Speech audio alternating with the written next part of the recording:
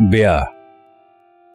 बाला के ग्रामोफोन के अलावा कभी कभार ब्याह शादी के मौक़ों पर महल्ले की फजा में तब्दीली वाक़ होती, लेकिन इसमें भी आवाज़ों की नौयत न बदलती थी।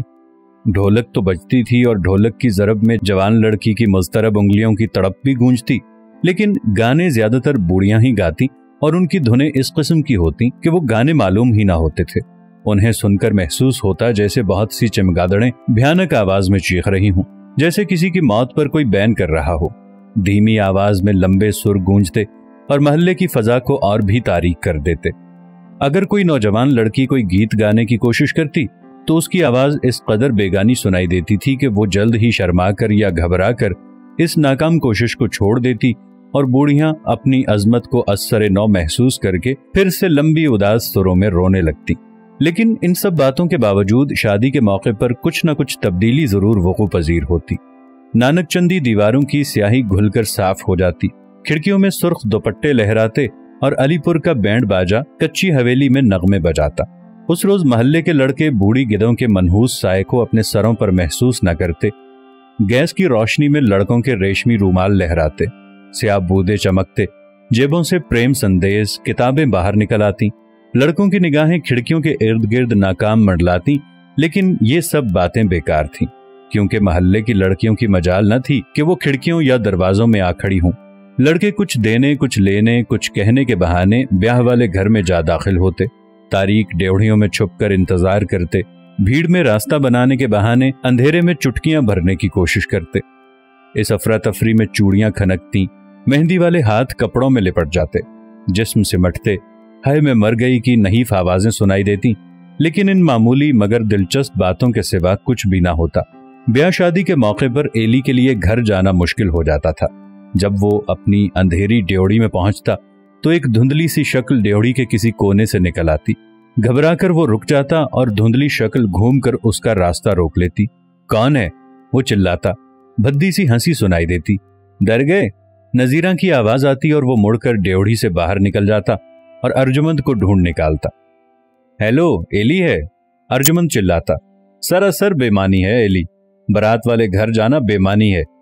बेकार है, बिल्कुल बेकार। मैंने चुटकी भरी तो जालिम कहने लगी, कहूं चाची से?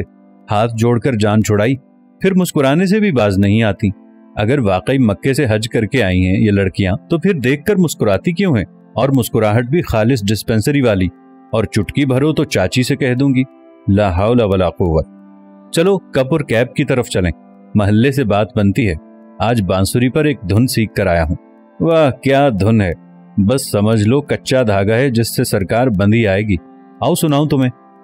न जाने क्यों एली ने नजीरा की बात कभी अर्जुमंद से ना की थी, बल्कि वो डरता था कि अर्जुमंद को नजीरा की बात का पता ना चल जाए, ताकि वो रंगीन एंकर एंडी माबाओं का खेल हकीकत का रूप न धारे। एली को हिलती हुई चकों से दिलचस्पी थी, मुस्कुराती हुई आंखों से दिलचस्पी थी, मानीखेज अंदाज से हरकत करते हाथों को देखने का शौक था, लेकिन औरत या लड़कियों का कुर्ब उसके लिए सुहाने रूह था। उसे डर था कि नजीरा की बात सुनकर अर्जुमंद की तवज्जो उस तरफ मुनातिफ हो गई तो वो रंगीनी खत्म हो जाएगी और न जाने क्या शुरू हो जाए। उसके जहन में कुर्ब का मफहूम तारीकी था, पुरस्रार खौफनाक तारीकी। एली के घर में तैयारियां होने लगीं। न जाने क्या होने वाला था, बात समझ में न आती थी, लेकिन कुछ होने वाला जरूर था। इसीलिए तो अली अहमद छुट्टी लेकर अलीपुर आ गए थे और दादी अम्मा को पास बिठाकर उससे पूछ पूछ कर न जाने रजिस्टर में क्या लिख रहे थे, और हाजरा कोठड़ी में खड़ी रो रही थी। न जाने उसे क्या हुआ था, वो यूं रोने की आदी न थी। अली अहमद ने तो कभी दादी अम्मा से बात न की थी। माँ बेटे इस मकान में अजनबियों की तरह जिंदगी बसर किया करते थे। दादी अम्मा सारा दिन सैयदा के करीब उकड़ों बैठी रहा करती और अली अहमद अंदर बैठकर हुक्का पिया करते थे और रजिस्टरों में लिखने में मसरूफ रहते थे। दोनों की आपस में कभी बात ना होती थी। एली अक्सर हैरान हुआ करता कि ये कैसे माँ बेटे हैं, एक दूसरे से बात भी नहीं करते। अगर कोई दादी अम्मा से अली अहमद की शिकायत करता तो वो इत्मीनान से जवाब देती, अली अहमद की तो आदत ही ऐसी है, और फिर मुस्कुरा देती जैसे इजहार नाराजगी के बावजूद उन्हें अली अहमद की वो बात पसंद हो। और अली अहमद कभी दादी अम्मा को बुलाते भी तो पूछते, भाई वो फलां काम करना है, क्या क्या रस्में अदा करनी होंगी।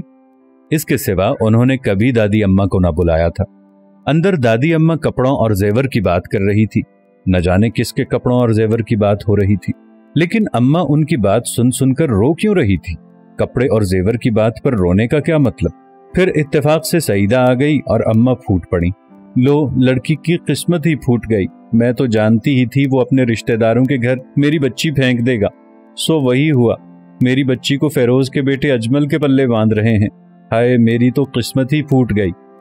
अजमल एली की फूफी का लड़का था, वही अजमल जो रोहतक में चंद एक माह के लिए उनके यहाँ ठहरा था, जिसे अली अहमद ने बाल बनाने और बनठन कर रहने पर मार कर निकाल दिया था। एली को जभी से अजमल से हमदर्दी थी। उसकी शक्लो सूरत भी एली को बहुत भाती थी और फिर इसका लड़कों से मेल जोल और बाहमी रब्त भी एली को बेहद पसंद था। और अब तो वो बड़ा हो चुका था और 1 साल ईरान में नौकरी करने के बाद लौटा था। न जाने अम्मा को अजमल क्यों नापसंद था, न जाने वो रोती क्यों थी। आखिर अजमल में क्या बुराई थी? अम्मा का मुसलसल रोए जाना एली के लिए बायसे हैरानी था। अम्मा भी तो अजीब बातें किया करती थी। एक तरफ तो इस बात पर इस कदर नाखुश और दूसरी तरफ इंतजामात में मशगूल थी जैसे बहुत दिलचस्पी ले रही हो। फरहत के कपड़े सीती, दुल्हा की चीजें भी तैयार करती जाती, अली अहमद के अहकामात भी दौड़ दौड़ कर सुनती और साथ साथ आंसू भी छलकाए जाती। अजीब आदत थी अम्मा की। फिर हर आती जाती से शिकायत भी करती जाती कि फरहत का ब्याह जबरदस्ती किया जा रहा है। उधर फरहत को भी एहसास न था कि उसकी शादी हो रही है। फरहत की उम्र कुछ ज्यादा न थी। उसने 8वीं जमात तक मदरसे में तालीम पाई थी। फिर अली अहमद ने दफातन ऐलान कर दिया था कि उसे स्कूल जाने की इजाजत नहीं, बच्चों के लिए इतनी ही तालीम काफी है। इस पर फरहत फूट फूट कर रोई थी और हाजरा ने उसके साथ मिलकर आंसू बहाए थे। मगर अली अहमद का हुक्म अटल था। उन दोनों के आंसू किसी काम न आए और फरहत की तालीम का सिलसिला टूट गया। 8 साल स्कूल में पढ़ने के बावजूद फरहत अभी बच्ची ही तो थी। वो अक्सर मोहल्ले के चौगान में जाकर किकली कलीरदी नाचती रहती, साथ साथ कुछ गुनगुनाती और मोहल्ले के बुजुर्ग उसकी तरफ देख कर मुस्कुराते, फरहतो गोमनी, और बूढ़ियां मुस्कुरा कर कहती, फरहतो ही रही। एली ने कभी महसूस न किया था कि फरहत बड़ी हो गई है। उसे भी वो फरहतो ही दिखाई देती थी। उसमें औरत का नामो निशान तक न था। अपने ब्याह की बात सुनकर फरहत ने चौगान में जाना बंद कर दिया। अब वो खाला के घर भी न जाती थी। लेकिन इस तब्दीली के बावजूद उसमें वो बात पैदा न हुई थी जो जवान लड़कियों में होती है। फिर वो दिन आ पहुंचा जब उनके घर के सामने बाजे बजने लगे और घर में मेहमान आ जमा हुए और हाजरा काम काज में इस कदर मसरूफ हो गई कि आंसू बहाना भी भूल गई और मोहल्ले के लड़कों ने बहाने बहाने उनके घर आना शुरू कर दिया और बर्तन बजने लगे। हिनाई हाथ रेशमी दुपट्टों में से बाहर निकलने और छुपने लगे और घर में एक हंगामा बर्पा हो गया और बिलाखिर फरहत को डोली में बिठा दिया गया और एली और हाजरा दोनों डोली के साथ एक नए घर में चले गए। ये नया घर अजमल का घर था। चूंकि अजमल की मां मुद्दत से फौत हो चुकी थी और बहनें सब अपने अपने घर और बच्चों वाली थी, इसलिए फरहत की खिदमत के लिए खुद हाजरा को अजमल के यहाँ जाना पड़ा। अजमल का घर एली के घर के पास ही था। चौगान के शिमाल की तरफ एक छती गली जिसे गलियारा कहते थे, उससे गुजरकर एक अंधेरी ड्योढ़ी को पार करके इस नए घर की सीढ़ियां आती थी। लेकिन इस अंधेरी ड्योढ़ी को पार करना आसान न था, क्योंकि दोपहर की कड़कती धूप में भी इस ड्योढ़ी में घटाटोप अंधेरा छाया रहता था। इस घर के एक तरफ एली के मामू हशमत अली रहते थे और दूसरी तरफ उसकी खाला का कुंबा आबाद था। ये तीनों घर दरअसल एक ही बड़ी हवेली के हिस्से थे, जिसे किसी जमाने में आसफी बुजुर्गों ने तामीर किया था। अगर चौबारे से देखा जाए तो नया घर अली अहमद के मकान से मुल्हिक था। दरमियान में सिर्फ एक छत पड़ती थी, इसलिए एली आमतौर पर मुल्हिका कोठे से गुजरकर दीवार फांदकर नए घर चला जाया करता था, ताकि उसे अंधेरी ड्योढ़ी से गुजरना न पड़े। अजमल के वालिद किसी जमाने में इनकम टैक्स के दफ्तर में अफसर थे। अब भी उनके बुशरे और अंदाज से तहक्कुमाना जाहो जलाल के आसार हवीदा थे। उनके चेहरे पर हुकूमत और सेहत की सुर्खी झलकती थी, अगरचे उन्हें ओहदा छोड़े कई साल गुजर चुके थे। कहा जाता था कि उन्हें एक तवाइफ जानकी से मोहब्बत थी, जिसके इश्क में उन्होंने सभी कुछ खो दिया था और नौकरी से फारिग होकर जानकी के यहाँ जा मुकीम हुए थे। अजमल की वालिदा भी अरसा दराज से लुक़मा अजल हो चुकी थी। अजमल की 3 बहनें बक़ैदे हयात थीं, सैयदा, राबिया और अनवर। सैयदा न जाने किससे ब्याही हुई थी, मगर दादी के पास रहती थी। राबिया एली के खालाजाद भाई परवेज की बीवी थी और अनवर की शादी हमदानी से हो चुकी थी, जो किसी दूर दराज मकाम पर किसी मदरसे में अतालिक थे। इन हालात में अजमल का घर वीरान पड़ा था। اس کے ब्याह पर उसके वालिद आए, बहनें भी इकट्ठी हुई, लेकिन जल्द ही वो सब अपने अपने घर लौट गए और अजमल के घर में सिर्फ फरहत, हाजिरा और एली रह गए थे। इसलिए एली ने महसूस न किया कि वो घर बेगाना है।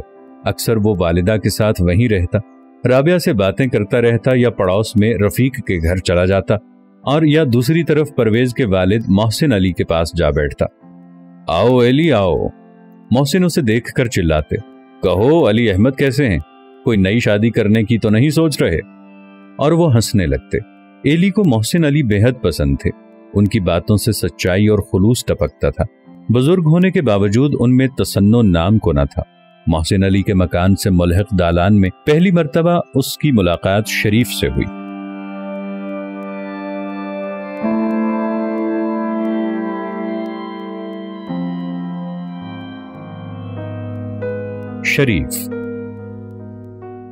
शरीफ एक पतला, दुबला, कमजोर और उदास शख्स था। वो चुपचाप चारपाई पर बैठकर हुक्का पीने का आदी था। दीवार से सर लगाए कंबल ओढ़े वो हुक्का पीने में मसरूफ रहता।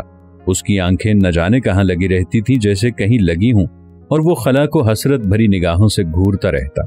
कुछ देर के बाद एक मौहूम सी आह भरकर एक निगाह गलत अंदाज से गिरदोपेश की तरफ देखता और फिर अपनी दुनियाए ख्याल में लौट जाता। उसका सर दीवार पर टिक जाता और निगाहें इसी तरह खला को घूरने लगती। आओ एली, शरीफ ने उसे सरसरी तौर पर बुलाया। बैठ जाओ। एक नजर उसने एली की तरफ देखा। उसकी निगाह में अजीब सी चमक थी जो आन की आन में लहराकर गायब हो जाती थी। उस एक ही चमक में सब कुछ था, खुलूस, मोहब्बत, सादगी, नाकामी। वो चमक कभी कभी अयां होती थी, जैसे अब्र आलूद रात को कभी कभार चांद एक साथ के लिए मुस्कुराकर मुंह छुपा लेता है। वो एक चमक न जाने एली से क्या कह गई, जैसे हमेशा के लिए मोहब्बत का पैमान कर गई। एली बैठ गया। शरीफ बेगाना होने के बावजूद बेगाना महसूस ना होता था।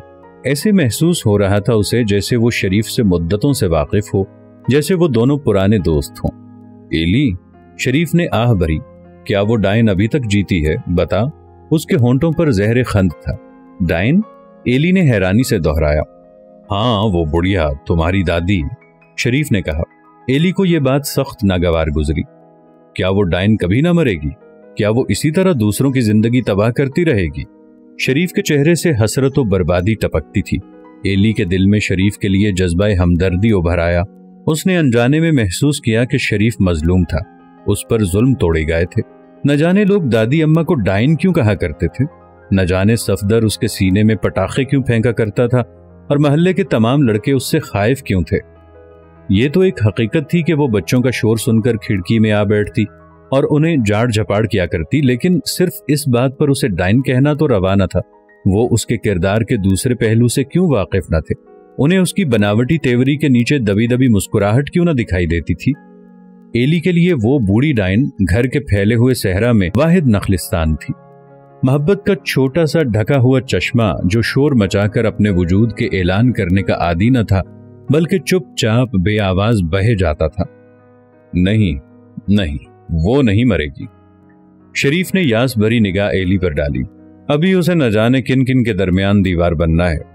शरीफ की बातों से जाहिर था जैसे शरीफ की जिंदगी तबाह करने में सिर्फ दादी अम्मा का हाथ हो, मगर उसकी समझ में न आया कि शरीफ की जिंदगी किस एतबार से बर्बाद हो चुकी थी।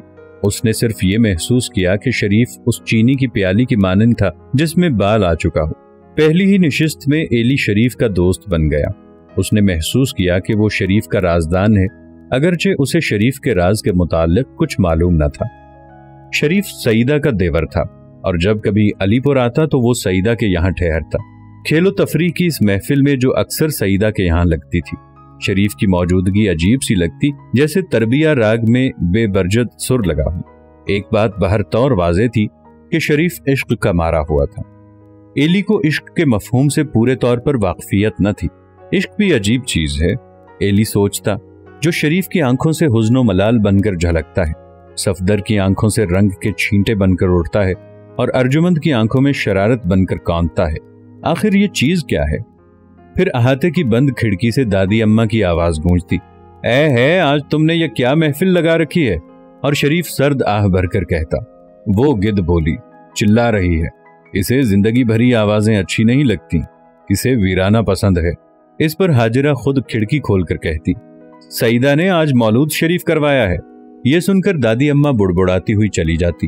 फिर सबके इसरार पर सईदा टोपी पहन लेती और गाने लगती, मदीने में मोरे सैया बाला है रे। न जाने उसने ये बोल कहां से सुन रखे थे।